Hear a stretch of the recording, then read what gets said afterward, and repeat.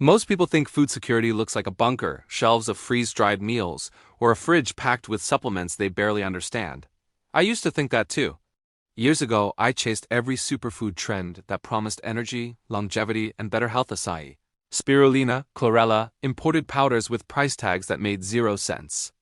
And here is what nobody tells you until you've wasted enough money. The most reliable food sources are almost never the ones being advertised to you. There is a plant, an edible, scientifically validated, nutrient-dense plant that grows in sidewalk cracks, garden beds, empty lots, and neglected corners of backyards all over the world. It doesn't need fertilizer.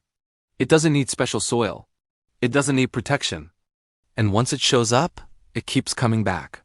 Year after year, season after season. You don't plant it so much as you notice it, and almost everyone kills it on sight. I'm talking about purslane. Now, if that name means nothing to you, that's normal. If you've heard it dismissed as a weed, that's even more common. And if you've eaten salads your entire life without ever being told that this plant contains more omega-3 fatty acids than most leafy greens, more antioxidants than many marketed superfoods, and a mineral profile that rivals foods people pay premium prices for, that's not an accident. That's how our food culture works. This video isn't hype. It's not a miracle claim. It's not a detox fantasy. This is real talk from someone who's grown it, eaten it, compared it, and watched people unknowingly destroy one of the most useful edible plants they'll ever encounter. If you're even mildly interested in eating better without spending more, this matters. Here is the first thing you need to understand. Purslane survives because it's biologically efficient. Thick, succulent leaves store water. A low-growing habit protects it from heat and drought. Its growth pattern allows it to thrive where other plants fail. This isn't weakness, it's evolutionary intelligence. And those same traits that make it hard to kill are the reason it's nutritionally dense. When I first started looking seriously at purslane, I didn't come at it from a weed foraging angle. I approached it like I would any ingredient: nutrient density, availability, effort to reward ratio. Because that's what actually matters in real life. Not what sounds impressive. Not what trends well. What works when motivation is low and grocery prices are high? Purslane passes that test better than almost anything else. Let's talk nutrition, but without turning this into a label-reading exercise. Purslane contains alpha-linolenic acid, a plant-based omega-3 that most people associate only with fish or flax. Unlike many greens, it also provides vitamins A, C, and E simultaneously, along with magnesium, potassium, iron, and calcium. That combination matters. Nutrients don't work in isolation, they work in systems, and purslane shows up already balanced. I've compared it side by side with spinach, kale, arugula, and even some of the more exotic greens people love to name drop. Spinach is fine, but it bolts fast and needs decent soil. Kale is great but slow-growing and maintenance-heavy. Arugula has bite but burns out quickly in heat. Purslane? It lasts at summer. It thrives when other greens give up. And this is where things get interesting. Despite being edible, nutritious, and historically consumed across Mediterranean, Middle Eastern, Mexican, and Asian cuisines, purslane never made the jump into modern Western food culture. Not because it's inferior, but because it's too easy. There's no product to package, no scarcity to manufacture, no reason to subsidize it. It doesn't fit into an industrial food system that profits from control. That doesn't mean there's a secret ban. There doesn't need to be. Cultural neglect does the job just fine. If you've ever wondered why grocery stores carry 10 kinds of lettuce that all taste roughly the same, but none of the plants that grow effortlessly outside their walls, this is the reason. Food systems reward predictability and ownership. Purslane offers neither. Now let me be clear before someone runs with the wrong idea. I'm not saying purslane should replace everything you eat. That's not how nutrition works. What I am saying is that if you want a baseline food, something that fills nutritional gaps, costs nothing, and doesn't depend on supply chains, this is as close as it gets without exaggeration. I've used purslane in salads, stir-fries, soups, eggs, and even blended it into sauces where most people would never notice it's there. Mild, slightly tangy, crisp when fresh. No bitterness, no learning curve. If you can eat spinach, you can eat purslane. Here's a question for you, and I want you to actually think about it. How many times have you pulled this plant out of the ground without realizing what it was? Or paid for a supplement that delivers less nutrition than something you stepped over that morning? That's not ignorance. That's conditioning. One thing I Vail learned after years of testing foods, not just reading about them, is that the most valuable foods tend to be unremarkable at first glance. They don't scream for attention. They don't come with branding. They don't promise transformation. They just quietly work. Purslane is one of those foods. And here is something else most people don't realize.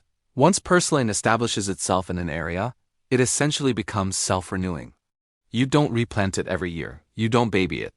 You don't protect it from pests because most pests ignore it. It grows, you harvest, it grows again. That's not romantic survival talk, that's practical food logic. Have you ever tried growing something that just refuses to cooperate?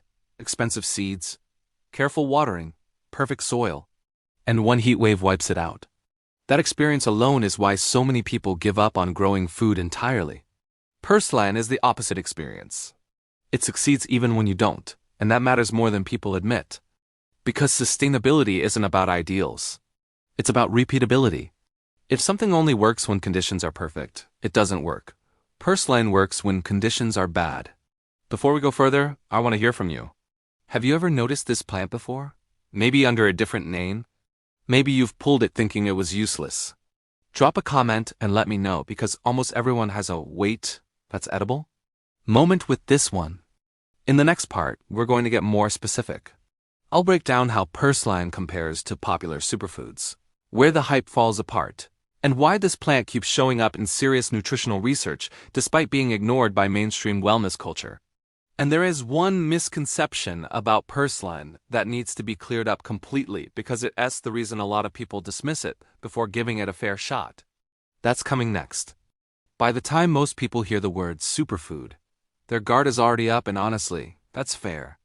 I've been around long enough to watch that label get slapped onto everything from powdered berries to exotic roots, flown halfway around the world, usually right before the price triples. So when I say purslane quietly outperforms many of these foods, I'm not asking you to take it on faith. I'm asking you to look at how value actually works. Here is the first misconception that needs to die. People assume that if something is truly powerful, it must be rare, expensive, or difficult to obtain. That belief has nothing to do with nutrition and everything to do with marketing. Nutrients don't care how impressive the origin story is. Your body doesn't absorb antioxidants better because they came from a rainforest. Purslane doesn't win because it's exotic. It wins because it's efficient. Let's talk comparisons, because this is where things usually fall apart for the hype-driven foods. Take chia seeds, praised for omega-3 south, fiber, and minerals. They're useful, no question. But they're also dry, processed, shelf-stable products that require hydration, digestion time, and regular purchasing. Purslane delivers omega-3 south in a fresh, bioavailable form, alongside vitamins and water content that aid absorption. You eat it once, and it's working immediately. Or look at kale, the crown jewel of modern health culture. Kale is nutrient-dense, but it's also tough, fibrous, and for many people, irritating to the gut unless cooked carefully. Purslane is naturally tender, no massaging, no elaborate prep. And for people with sensitive digestion, that matters more than raw numbers on a chart. Then there's spinach, widely praised, widely consumed, and fine overall. But spinach's high oxalate content can interfere with mineral absorption for some people. Purslane contains oxalates too, but in a different balance, and its mineral profile still delivers usable calcium and magnesium when consumed as part of a varied diet. This isn't about demonizing spinach. It's about understanding trade-offs instead of blindly repeating talking points.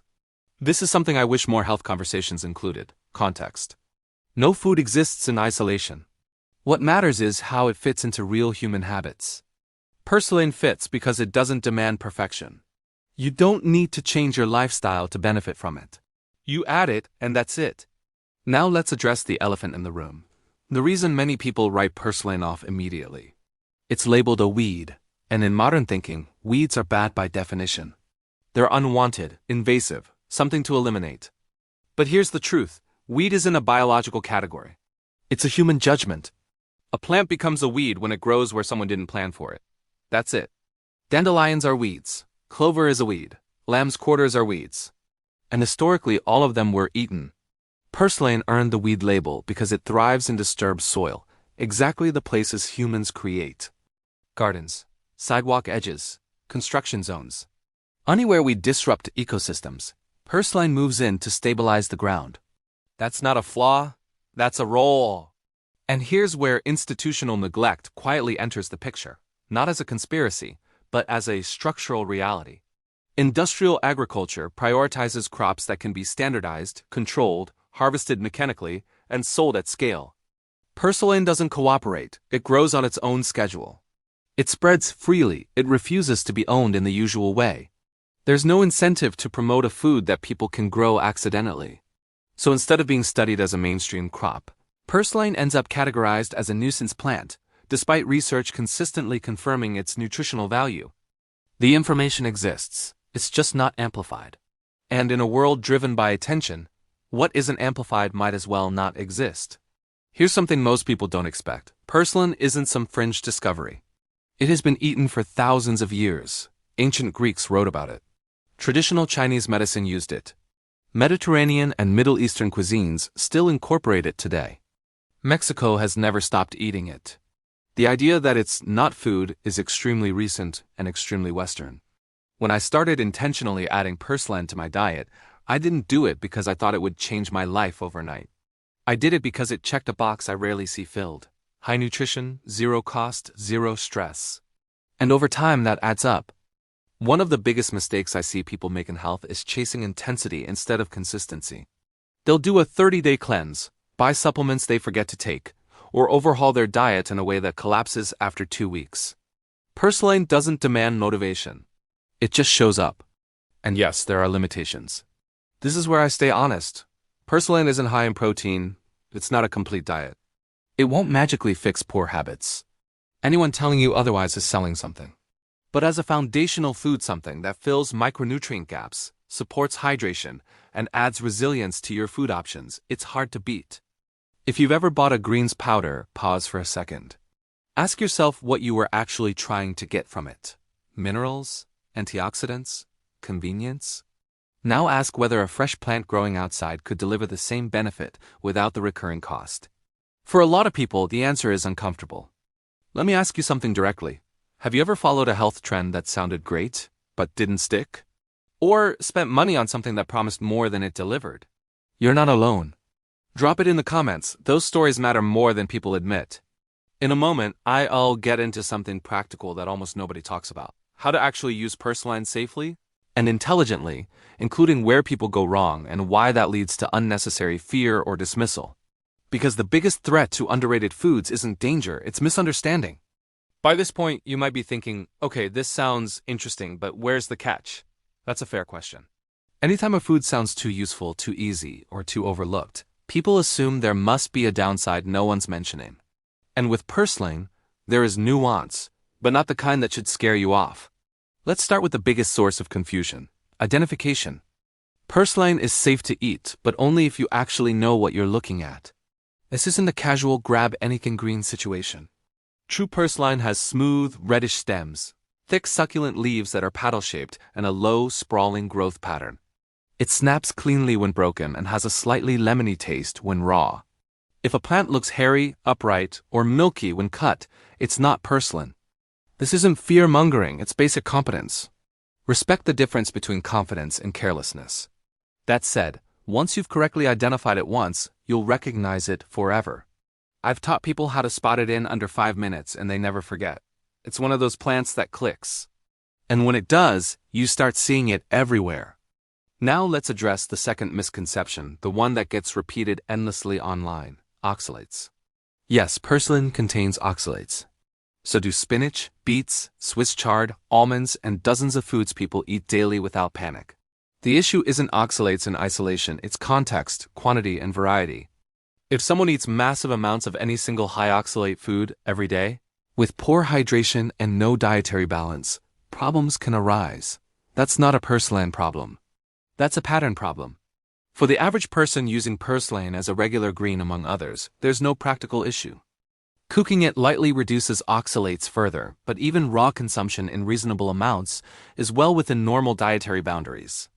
This is where experience matters more than headlines.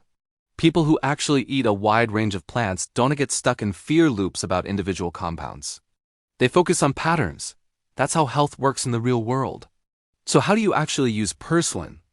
The simplest way is the best way. Fresh, raw, chopped into salads. It adds crunch without bitterness and pairs especially well with tomatoes, cucumbers, olive oil, and acidic dressings. If you've ever enjoyed a Mediterranean-style salad, purslane fits right in without announcing itself.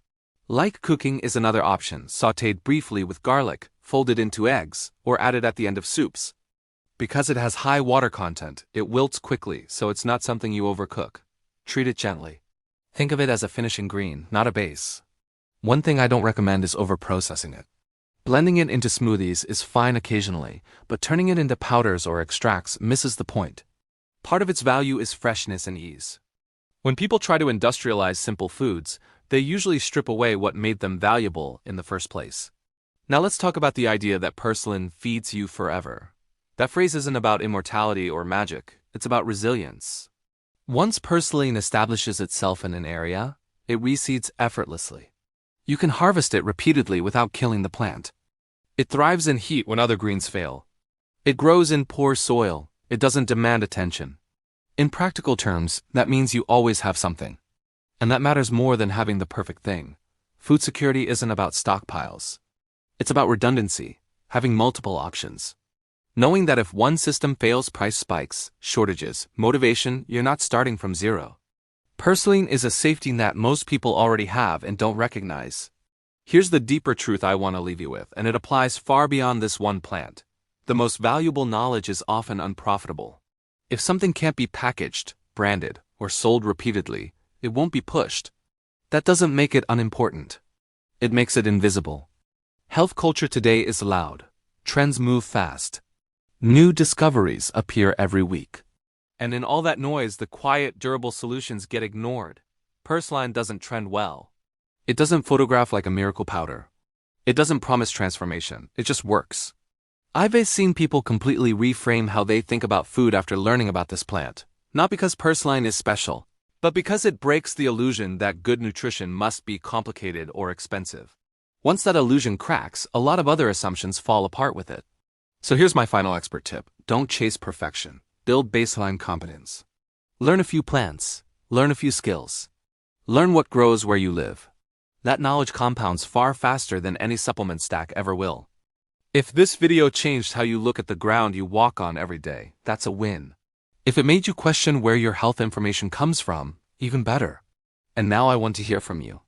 What is the most underrated food you've ever discovered? Something that worked for you even though nobody talks about it? Drop it in the comments. These conversations are how real knowledge spreads. If you found this valuable, like the video, subscribe and check out the next one. We'll be digging into more overlooked foods and forgotten systems that quietly outperform the hype. Remember, it's not about how much you spend. It's about knowing what actually works and why.